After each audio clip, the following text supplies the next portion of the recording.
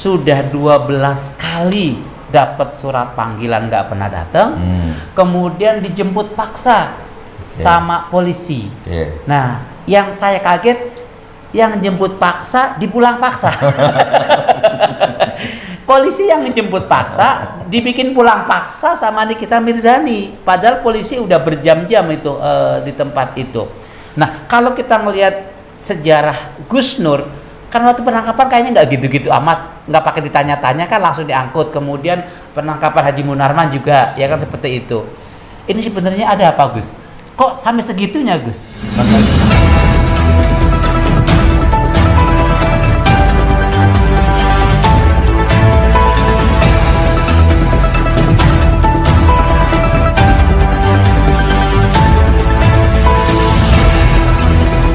Assalamualaikum warahmatullahi wabarakatuh. Waalaikumsalam. Bismillahirrahmanirrahim. Alhamdulillahirabbil alamin, wassalatu wassalamu ala sayyidina Muhammadin wa ala alihi washabbihi ajmain. Amma ba'd. Saudaraku dimanapun Anda berada, terutama sahabat-sahabat, kawan-kawan dari USM Official dan Gus Nur channel ya. Saya bersyukur hari ini saya kedatangan tamu istimewa, tamu yang luar biasa, tamu yang tak diduga-duga, karena nggak janjian, tahu-tahu mampir ke rumah saya. Satu tokoh, satu ustadz kondang, yang pasti antum semua sudah tidak asing dengan wajahnya, tidak asing dengan cuitan-cuitannya, tidak heran dengan celotehan-celotehannya, pisuhannya, ya, sama rusuhnya, ya. Pasti kalau di media sosial Anda kenal dengan Gus Nur. Assalamualaikum, Gus. Insyaallah. Waalaikumsalam warahmatullahi wabarakatuh. Apa kabar, Gus? Sehat lahir batin, Ustaz. Batin. Jasmani, rohani, ekonomi. Alhamdulillah, kantong sehat ya. Gus, ini saya mau nanya sesuatu. Sebetulnya saya juga nggak terlalu ngikutin ya tentang sosok ini ya, tapi saya jadi kaget kemarin. Saya lihat satu video, kemudian saya baca juga di beberapa media sosial. Kaget juga sih. Saya sempat berpikir kok begini ya, gitu kan. Itu loh, Gus. Yang videonya juga masih ada yang ngaku, kan ada yang nanya, oh salah, saya belum, katanya kan berhenti menjadi LE gitu kan. Tetapi saya masih bukan berhenti, bukan mantan, nah itu. Jadi ada satu artis nih, Gus, Nikita Mirzani. Pernah dengar nggak, Gus? Ya, pernah ya. Itu kemarin rame tuh, Gus. Saya lihat di beberapa grup itu.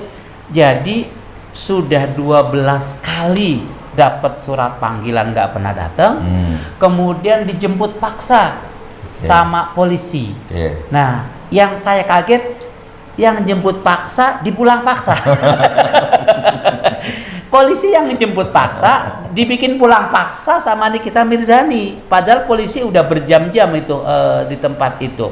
Nah, kalau kita ngelihat sejarah Gus Nur, kan waktu penangkapan kayaknya nggak gitu-gitu amat, nggak pakai ditanya-tanya, kan langsung diangkut. Kemudian penangkapan Haji Munarman juga, ya kan seperti itu. Ini sebenarnya ada apa, Gus? Kok sampai segitunya, Gus? Makanya bangsa ini sudah dicabut berkahnya. Ya, bangsa ini sudah dicabut berkahnya sama Allah. Itu kesimpulannya begitu. Jadi saya ngikuti beritanya, saya lihat dan saya punya videonya. Jadi rumahnya Nikita itu sudah dikepung kurang lebih 10 jam, ya disanggong lah kurang lebihnya begitu ya. Itu pun Nikita masih bisa selfie di lantai 2, bisa itu polisi, itu wartawan masih bisa nuding-nuding. Bahkan sempat begini saya lihat ya, berkaca pinggang, intinya begitu ya. Ya, oke, sebelum saya jawab, gimana Pak Kapolri ya, gimana Pak Polisi ya. Semualah dari Kapolri sampai Kapolsek lah intinya ya. Jadi Anda makan, hidup itu ada uang APBN, APBD, ada uang rakyat di situ ya. Baju yang Anda pakai, mobil dinas yang Anda pakai, fasilitas hidup yang Anda pakai itu kan ada keringat rakyat, ada darah rakyat, ada air mata rakyat. Maka dan undang-undang agama, undang-undang pemerintah kan menuntut wajib polisi itu harus netral, harus adil. Kan dalam menangani hukum itu harus adil. Tapi gimana seperti ini? Jadi bukan hanya urat malu yang putus kalau menurut saya, ini urat iman putus ya. Ya Allah. Urat iman putus Anda ini. Oke, Ustadz Maher, Gus Nur, Habib Rizik, Habib Bahar, Haji Munarman, dan banyak lagi. Tapi saya nggak usah cerita orang lain, saya cerita saya saja. Dilaporkan 3 hari, hari ini dilaporkan, 3 hari kemudian dijemput di rumah. Ya, jam setengah 12 malam. Saya lagi bekam tuh, belum selesai bekam, sudah tiba-tiba polisi meringsek masuk ke dalam. Sebagian ngobrol sama saya minta tanda tangan, yang lain masuk ke dalam. Kamera, laptop, wifi semua dicabutin di meja kantor tuh, ringkas, singkat sesingkat-singkatnya. Dan hari itu juga saya dibawa ke Jakarta. Setengah 12 malam berangkat dari Malang Jakarta lewat darat. Pakai Avanza atau apa itu. Saya duduk di tengah, diapit 2 petugas begini. Jam 11 siang nyampe Bareskrim. Jam 11 siang, jam 3 disidik. Jadi ya istirahat di situ. Jadi jas yang saya pakai, semua baju yang saya pakai dilepas, ditelanjangin untuk barang bukti. Karena memang sebelum saya berangkat, Gus Dur pakai jas yang dipakai podcast itu. Oh, semua itu pakai. Nanti kita di sana dilepas pakai barang bukti. Lepas, saya dibelikan baru sama polisi itu. Jam 3 baru dimulai penyidikan. Tanya-tanya jam 3 sampai jam 10 malam. Berapa jam itu? Ustadz Irwan ini subhanallah melebihi saudara, melebihi orang tua. Ini nggak ada hubungan darah, nggak ada hubungan apa-apa. Tapi beliau nungguin dari jam 3 sampai jam 12 malam itu. Kayak pengacara aja ya? Iya, melebihi pengacara. Melebihi pengacara. Karena ada ruang-ruang yang pengacara nggak bisa masuk, malah beliau masuk. Luar biasa. Mendobrak beliau itu. Oke, jam 10 selesai. Oke, ditunggu Gus ya. Saya pikir nunggu apa gitu kan. Jam 10, 11 nggak ada kabar. Akhirnya jam 12 datang lagi petugas. Gus Nur, mohon maaf harus nginap gitu kan. Harus ditahan. Ada surat tahanannya? Ada. Langsung ya? Iya, langsung ditahan, langsung pakai baju urin itu. Setengah 12 malam berangkat dari Malang, jam 11 besoknya nyampe, jam 3 disidik, jam 10 selesai, jam 12 masuk tahanan. Apa salahnya? Mencemarkan nama baik siapa yang saya cemarkan? Di pengadilan juga nggak datang. Dan memecah belah umat. Tidak ada umat yang terpecah gara-gara saya. Ini saya, Ustadz Maher, Habib Rizik, John Ru ya, Ahmad Dhani lah. Rata-rata itu kasusnya sama, pasalnya sama dengan saya itu. Nah, tapi coba perlakuannya seperti itu. Intinya saya masuk penjara. Pengacara ngajukan pengajuan penahanan itu loh, penangguhan penahanan ya. 5 kali, 6 kali, 7 kali ditolak. Ya nggak boleh dikunjungi dan seterusnya.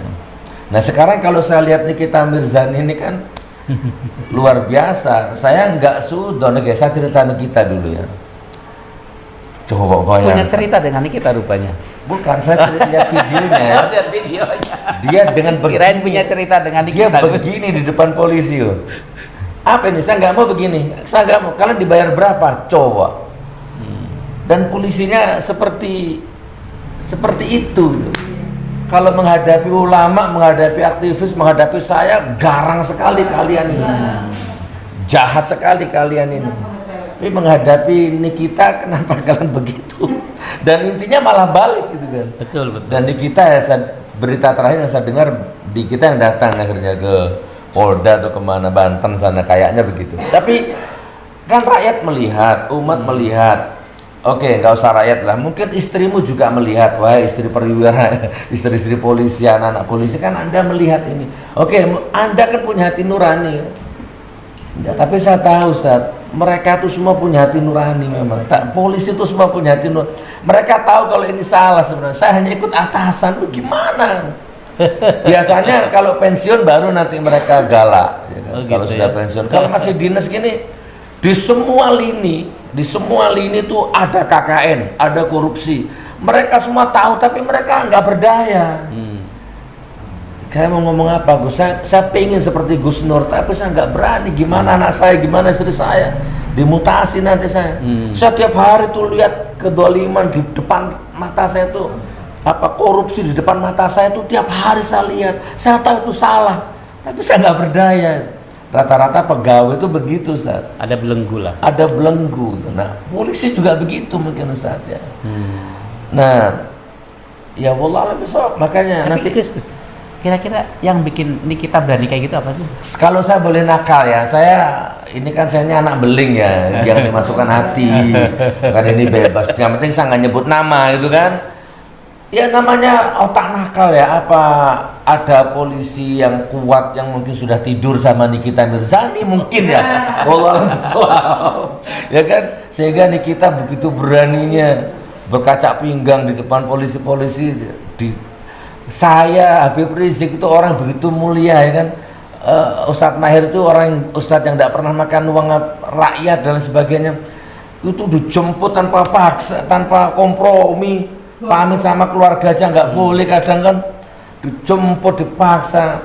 Dengan seorang Nikita bisa Tolak begitu pinggang, ya, ya. bisa begitu kan, gimana coba Pak Polisi? Jangan-jangan kan, kalau jangan-jangan kan nggak ada deliknya, Ustaz. Oh, gitu. Umpama jangan-jangan Seandainya. kasih timer nanti dipotong sama buzzer itu jadi umpama apa jangan-jangan ada perwira polisi yang punya hubungan khusus sama Nikita ini. Jangan-jangan kan ya, umpama seandainya gitu, misalnya kok bisa begitu hebatnya ini Nikita ini gitu. Tapi kembali ke hakikat ya, saya memaknainya inilah salah satu lagi makar Allah. Ya, saya berterima kasih dengan Mbak Nikita. Makasih Mbak Nikita ya. Anda sudah membongkar topeng ya kan hukum. Di satu sisi terima kasih, saya aja nggak berani gini-gini. Gitu ya. Tapi ini makar Allah. Jadi semua makar Allah, dibuka topeng sama Allah, dibuka semua kebobrokannya lewat Nikita, lewat apa begitu. Begitu Pak. Oh iya. Tapi mungkin ini juga taruhan buat polisi. Kalau memang tidak ada apa-apa ya segera diproses saja, kalau perlu ditahan, karena ini sudah melawan petugas ya. Kalau kacamata kita bahkan mungkin mempermalukan marwah aparat di lapangan. Jadi kalau memang tidak ada apa-apa, tunjukkan saja, hukum tegakkan ya. Kayaknya sih ada apa-apa. Kalau saya lihat gestur tubuh, Supaya tidak nanti saling curiga Pak Polisi, maksud saya begitu ya. apa sih bedanya? Katanya semua di mata hukum sama. Betul. Apa sih bedanya itu? Ya saya sih nggak takabur sih, tapi saya kan bisa menilai. Oke, ini kita artis, saya bukan ya. Dari segi sosial, segi NKRI harga mati, segi Pancasila, segi sosial, kayaknya saya lebih manfaat lah daripada Nikita itu. Kalau ibarat aset itu mungkin saya lebih manfaat lah, aset bangsa misalkan ya. Betul. Ini nggak apa-apa, salah bener relatif. Ini kan penilaian saya dibanding Habib Rizik misalkan, tanpa nggak ada apa-apanya ya kan. Bahkan Nikita itu berani termasuk ya kan melecehkan Habib Rizik, yang melecehkan Ustadz, menantang Ustadz Mahir dan sebagainya. Oke. Nah, kenapa gitu loh dengan Habib Rizik kok begitu diborgol pakai baju oranye gitu kan, dengan Nikita Mirzani hanya muter-muter saja di depan rumahnya. Kalau rumah saya kok langsung dibobol masuk ke rumah gitu. Padahal punya wewenang untuk melakukan itu, padahal ya. Gimana kesetaraan hukum gitu? Gitu saudaraku ya. Ya jadi tunjukkan kepolisian tidak ada apa-apanya, bukan ada apa-apanya ya. Tunjukkan tidak ada apa-apanya, bukan ada apa-apanya. Baik, pemirsa USM Official dan Gustur Official, terakhir kita akan dengar kalimat closing dari tamu saya, tamu istimewa Gustur. Apa closingnya nih? Kalimat penutupnya. Ya makanya sampai ada, jangan salahkan kalau ada rakyat yang sampai bikin tagar percuma lapor polisi gitu kan. Apalagi yang sama tahu percuma lapor polisi, apalagi jangan lapor polisi, kami tidak butuh polisi gitu. Kalau saya jadi polisinya malu, saya nggak bisa pakai baju seragam ketemu orang tuh malu kalau saya jadi polisinya kan. Ya, tapi gimana? Nggak keluh lidah saya mau ngomong apa saya. Nah, mereka nggak ada urat malunya sih. Apa memang karena? Tapi kalau dikembalikan ke ayat ini ya, memang uang haram ini kalau kebanyakan makan uang haram tuh memang hati ini mati, Ustaz. Hati ini rusak gitu. Kebanyakan makan uang haram atau mungkin proses jadinya itu juga dengan cara yang haram gitu kan, maka sehingga hatinya mati, lebih rendah dari binatang gitu. Nggak ada namanya nilai-nilai peradaban, akhlak tuh nggak ada akhirnya. Ya mungkin saya sih mengarah ke sana, ya mau gimana, memang sudah darahnya dipenuhi dengan uang haram ya. Sistemnya dan sistem yang dari ya saya kalau bongkar di sini parah Ustadz, saya akan tahu sendiri di dalam kondisinya bagaimana, tapi saya nggak usah ngomong di sini lah, tidak elok gitu ya, tahu sekali saya. Oke, jadi saya harap, saya berharap, berhayal dan saya mohon kepada Allah, ya Allah, jadikan Indonesia bangsa yang kita cinta ini, turunkan kembali keberkahan-Mu ya Allah. Turunkan kepada bangsa ini seorang pemimpin yang memuliakan rakyatnya, memuliakan ulamanya, mengayomi semua agama gitu, tanpa ada adu domba dan sebagainya. Dan turunkan seorang polisi, tentara gitu, yang sesuai makomnya. Tentara itu yang ngurusi perang, ngurusi kedaulatan rakyat, bukan ngurusi spanduk gitu kan. Itu tugas tentara gitu. Dia membela negara gitu kan. Atau tugasnya polisi ya menegakkan hukum kan di masyarakat. Ini saya ingin ini kembali pada fungsinya. Walaupun kayaknya terlalu berlebihan dan nggak mungkin, tapi ya kalau Allah mungkin ya siapa tahu. Karena adalah yang baik Ustadz, pasti ada yang baik. Walaupun rata-rata yang baik itu yang nggak punya kekuasaan. Yang baik-baik itu yang bawa-bawa itu Ustaz, yang nggak punya tongkat. Iya, Ustaz, kurang lebih seperti itu. Baik, terima kasih banyak Gus Nur atas waktunya, silaturahimnya. Baik pemirsa, demikian bincang-bincang dengan tamu spesial saya hari ini. Mulai ada manfaatnya, kita doakan mudah-mudahan semuanya semakin membaik dan diberikan jalan yang terbaik oleh Allah Subhanahu wa taala. Sampai ketemu di sesi berikutnya. Assalamualaikum warahmatullahi wabarakatuh.